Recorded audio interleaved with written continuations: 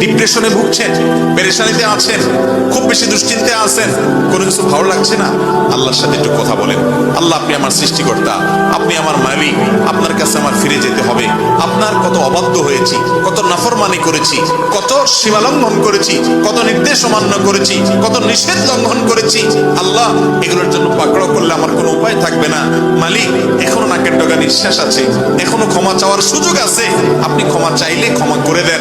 আমি তওবা করছি, আর কখনো নির্লজ্জ কাজ করব না, আপনার নাফরমানি করব না। আপনি আমার অমুক পাপটা মাফ করে দেন, তমুক পাপটা মাফ করে দেন, আমাকে পাপ থেকে বাঁচায় রাখেন।